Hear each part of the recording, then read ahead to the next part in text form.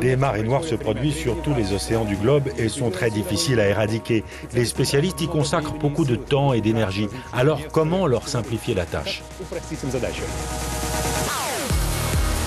Au large de Cardiff, au Pays de Galles, ces ingénieurs testent dans le cadre d'un projet de recherche européen un tout nouveau prototype de filet.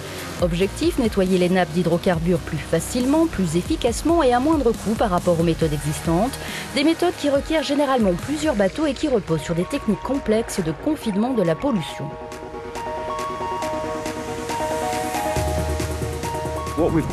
Nous avons développé un filet capable de rester à la surface de l'eau, comme vous pouvez le voir, sans l'aide de boudins flottants. L'avantage de ce système, c'est que l'on peut l'utiliser juste avec un seul bateau, y compris par une mer agitée. Contrairement aux autres systèmes, pas besoin donc de coordonner l'action de différents bateaux.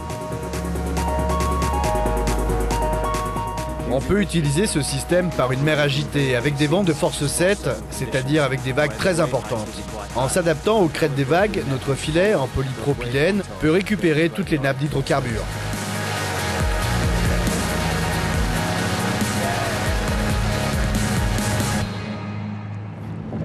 Concrètement, comment ce filet flottant assure la dépollution ? Ce filet fait office, si l'on peut dire, de serpillière ou d'éponge géante. Il est capable d'absorber l'huile de moteur déversée ici pour les besoins du test, mais sans piéger l'eau pour autant.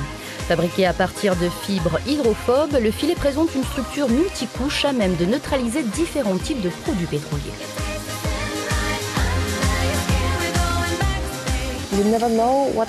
On ne sait jamais à l'avance à quel genre de marée noire on va être confronté. Il peut s'agir d'hydrocarbures lourds ou bien légers. Notre filet offre donc une solution de compromis puisqu'il a la faculté d'absorber aussi bien les hydrocarbures lourds que légers. La structure du filet est également très résistante. D'autres modèles de filets plus basiques existent déjà mais présentent un inconvénient de taille. Premièrement, ils sont moins absorbants et deuxièmement, une fois imbibés, ils ont tendance à couler.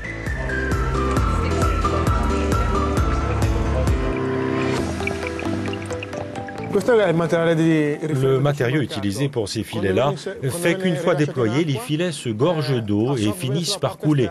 En revanche, le matériau développé dans le cadre de notre projet est hydrophobe. En clair, il repousse l'eau mais retient les hydrocarbures tout en flottant.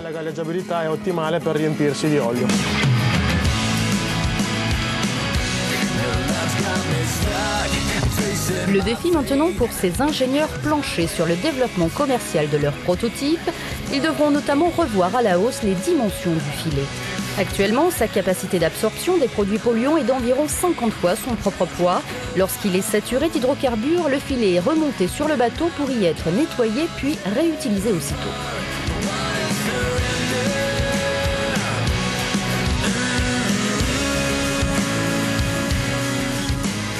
On remonte le filet saturé d'hydrocarbures que l'on essore avec ses rouleaux jaunes.